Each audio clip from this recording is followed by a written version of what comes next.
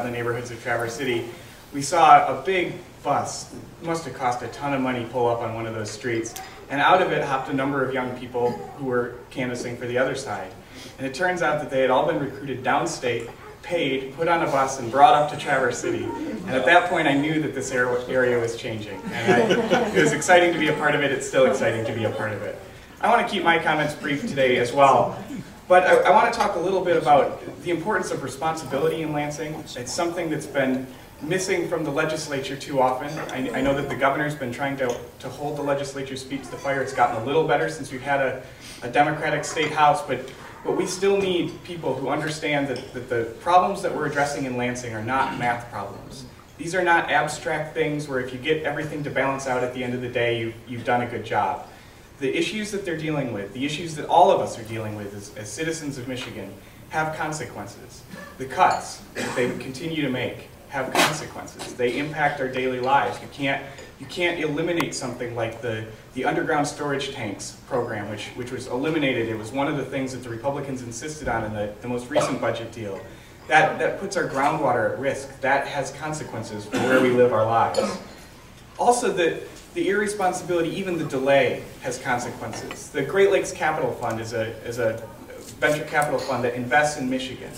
In past years, they've been able to put $180 million annually into the state. That's the amount of investment.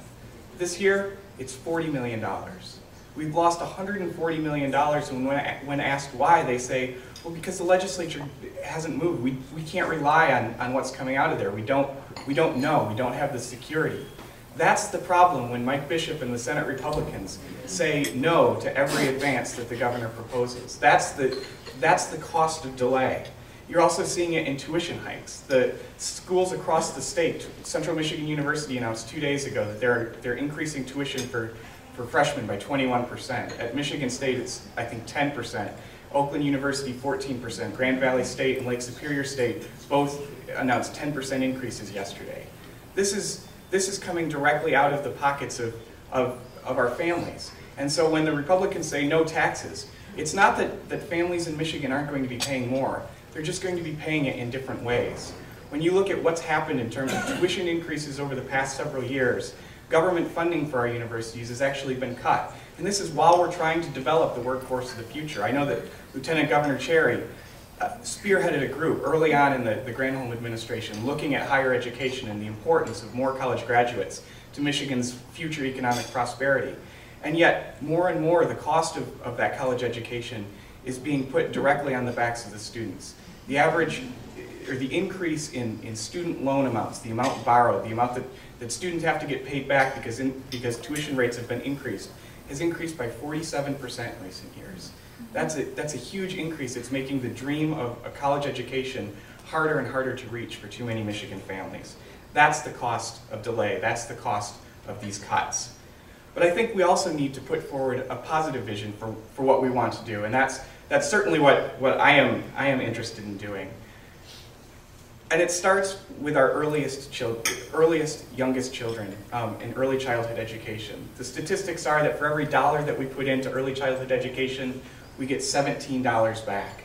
And so when a recent economist from the Federal Bank in Minneapolis came to testify in front of the State House recently, he wasn't there to talk about sort of macroeconomic policy or anything else. He was there to talk about the importance of investment in early childhood education. That's something where we can see the return. The same in tourism funding. We now have the best tourism website in the country. More and more people are checking it out. More and more people are coming here. And yet next year, the increase that we put into tourism promotion this year is set to decline again. And Saul Anusis, the chair of the Republican Party, Mark Brewer's counterpart, says that's all fine and good, that cuts to tourism are good. We in this area know that tourism is our lifeblood, and cuts to tourism hurt all of us. So these are some of the things, whether it's investing in natural resources where we're currently dead last in terms of investment, investing in new technologies, renewable energy.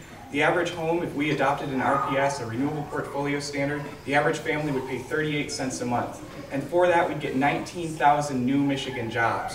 For our manufacturers who are struggling, the opportunity to build those windmills, to build those solar panels, means that it's a path to economic recovery in Michigan. We've got a lot going for us. The governor just signed the Michigan business tax, replacing every single penny of the single business tax that the Republicans playing games with our economy and with our future. We're starting to turn around, but we need more Democrats in Lansing.